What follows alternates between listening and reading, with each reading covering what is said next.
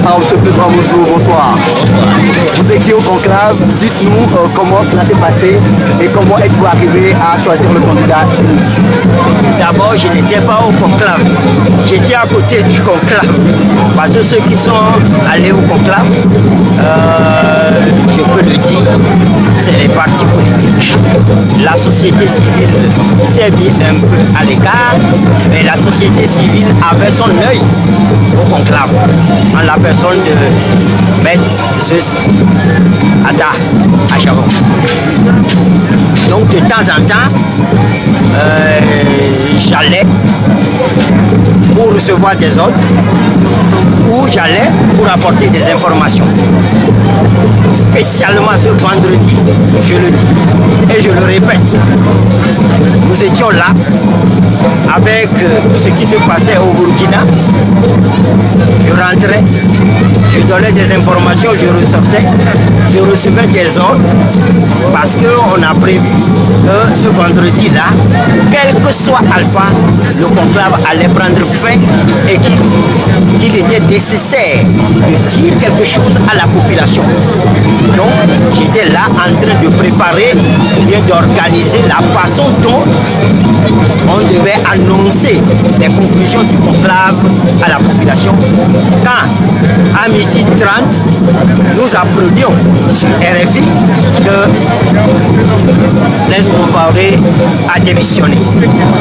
Je peux vous assurer que c'est au même moment que les 8 partis ont donné leur aval pour que Jean-Pierre Fabre soit le candidat unique de l'opposition. Pour moi, c'est un signe précurseur, c'est-à-dire que le reste du travail, c'est la population.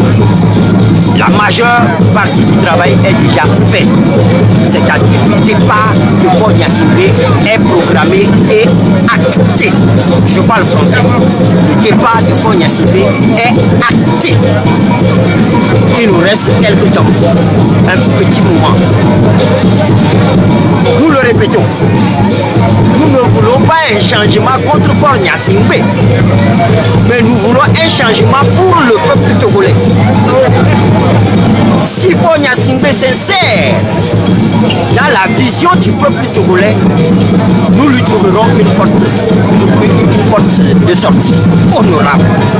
Il aura tout le respect qui le seront dû.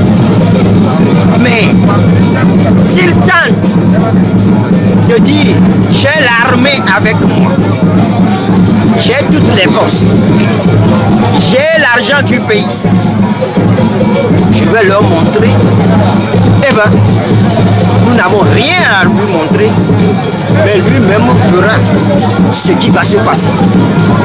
Peut-être que ça sera pire. En tout cas, plus que ce qui s'est passé au Burkina. Vous voulez dire qu'il sera chassé? Vous voulez dire qu'il sera chassé? C'est vous qui le dites.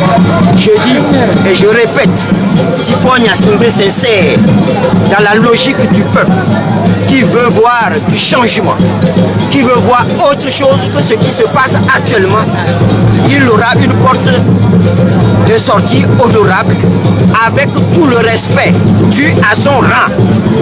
Mais s'il passe outre, il sera frappé d'apoplexie. C'est un mot français. Merci beaucoup.